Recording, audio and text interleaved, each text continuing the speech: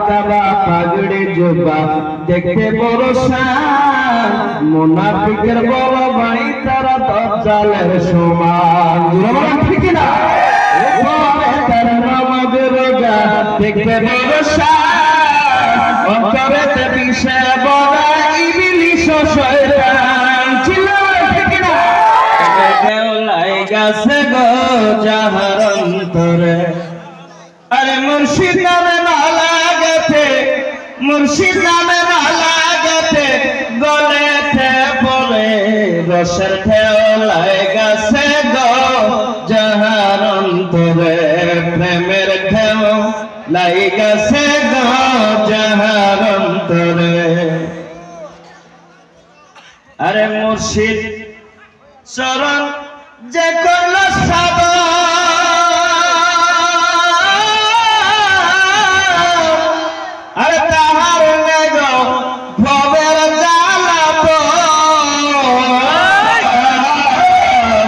মুর্শিদ চরণ যে করল সাবান আর তাহার নাই যে ভবের জ্বালাতন ওই পায়া সেই পরশ রতন পায়া সে যে পরশ রতন প্রেম খেলা খেলে প্রেমের ঢেউ লাই গেছে গো যাহার অন্তরে রসের ঢেউ লাই গেছে বলেন মারহাবা আজকে বাবা এই জায়গার আশিকদের প্রেমের ঢেউ লাগে গেছে জুড়ে বলেন ঠিক না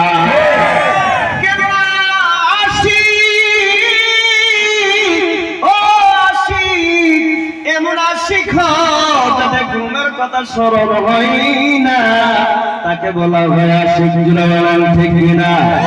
বাবা এমন ঘুম ফালতে হবে কেউ জীবনে যায় না এমন মায়ার সন্তান ডাকবে না বাবা উঠো বিবিও বলবে না উঠো আবার একমাত্র ডাকবে আমার মদিনা বাবা নবী জুড়ে বলেন ঠিক না সেই নবী আমার সর্বসদাই কাঁদলো কার জন্য বিবির জন্য নয় ছেলের জন্য নয় মেয়ের জন্য নয় একমাত্র কাঁদছে আমার এই গুনাহগার উম্মতের মায়ায় জুড়ে বলেন ঠিক না নিজের জন্য দয়ার নবী একটু বকতি নাই নিজের জন্য দয়ার নবী একটু বকতি নাই সারা জীবন কেঁদেছিল উম্মতের মায়ায় উম্মতের মায়ায় এখনো কদিন নবী এখনো কদিন নবী সোনার মদিনায় কার লাগিয়া কান্দ কার লাগিয়া কান্দ কত তোমার পর হবে না যে জন হবে না আপনা সবিনা কবর হাসর ফুল সিরাতে কেউ তো আপন হবে না কবর হাসর ফুল সিরাতে কেউ তো আপন হবে না যে জন হবে সে জন হলো শাহে মদিনা শাহে মদিনা কবর হাসর ফুল সিরাতে কেউ তো আপন হবে না যে জন হবে সে জন হলো শাহে মদিনা শাহে মদিনা সেই নবীজির লাইগা আশিক সেই নবীজির লাইগা আশিক ফানা হবে লাগিয়া বান্দর মমকার লাগিয়া কান্দ কত তোমার পর হবে না না না না যে জন হবে আপনা মদিনা জোরে বলেন না সুবহানাল্লাহ সুবহানাল্লাহর আওয়াজ উঠবে আমার আওয়াজ বাইরে হবে সুবহানাল্লাহর আওয়াজ নাই আমার আওয়াজ বাইরে হবে না জোরে বলেন ঠিক না আওয়াজ দেন মারহাবা আরে খমে আমার বন্ধুগণ এদিকে রাত পেয়ে গেলাম জোরে বলেন ঠিক না আওয়াজ দেন ঠিক না যেই রাতে আমার মদিনা বলা নবী আল্লাহর সঙ্গে দিদার করলেন জোরে বলেন ঠিক না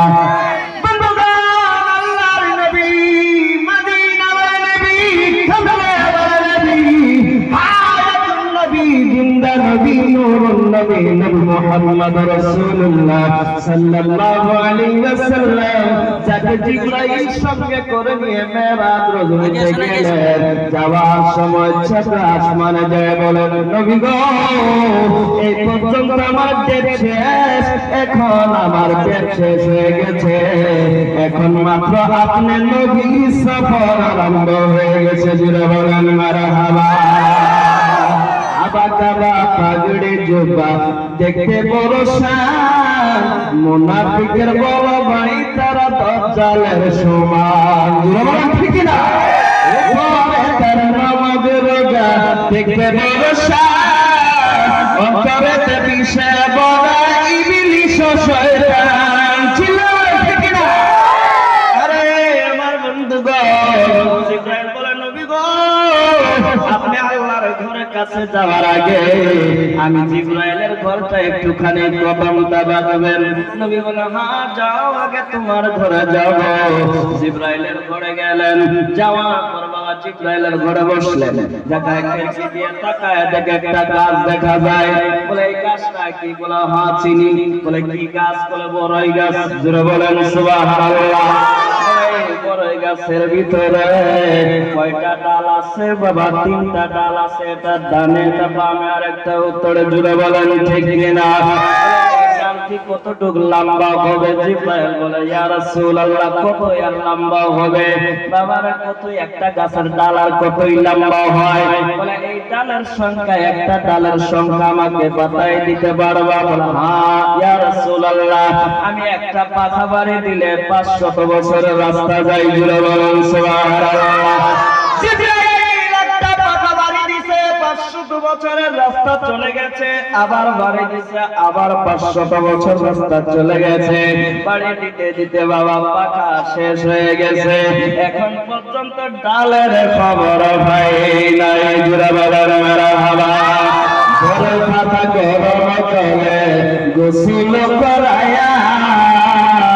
কবরে নিবে তোমায় কাটে যে করিয়া চিল্লালে ঠিক না ঘরে পাতা গোসল করে গরম করে গোসল করায়া কবরে নিবে তোমায় কাটে যে করিয়া গোসল করানোর জন্য আবার বড়ই পাতা কেন দেয় কাঁঠাল পাতা আম পাতা জাম পাতা কলা পাতা কেন দেয় না বড়ই পাতা কেন দেয় জোরে বলেন ঠিক কিনা এটা আল্লাহ তৈরি করেছে বড়ই পাতা আল্লাহরই তৈরি করা পাতা কিন্তু আম পাতা জাম পাতা কাঁঠাল পাতা দেয় না বড়ই পাতা দেয় এইটার উদ্দেশ্য কি জানার দরকার আছে কিনা আছে কিনা বিশ্বাস করে জায়গা দিলাম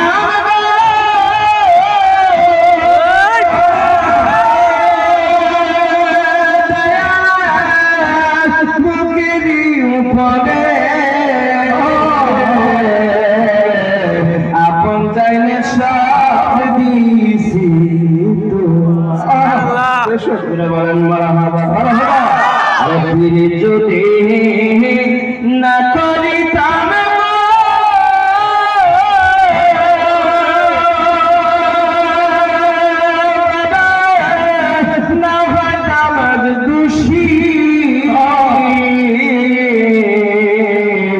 তাই তো এখন দিবানিশি চোখের জলবাসি বলেন ঠিক না আরেকটা আওয়াজ দিয়ে বলেন মারহাবা নারে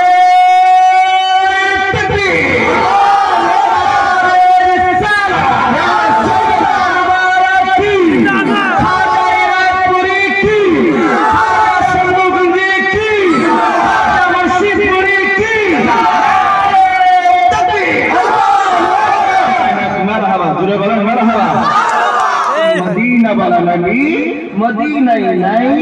আজকে এই জায়গায় এসে হাজির হয়ে গেছে যেটা বলেন না আর একটু চিল্লা বলে আরে বিশ্বাসে ভক্তি সাধনে মুক্তি কে জানে কার ভাগ্য হয় ঠিক না বিশ্বাসে ভক্তি সাধনে ভক্তি দিয়ে জানে না ভাগ্য হয়। আমার ভাই আমার বন্ধুগণ, বড়ই গাছের পাতার ভিতরে বাবা এমন একটি গাছ, সেই পাতা দিয়ে গরম পানি করে বাবা, গরম পানি করার পর গোসল করায়, কাফন পড়ায়। কাফন কেন তিনটা দেওয়া হয়, এটার রহস্য কি জানার দরকার আছে কিনা? কত সময় দেবেন? কত সময়? রহস্য ভাঙাইতে গেলে বাবা ফজরের সময় হইতে পারে। আছেন?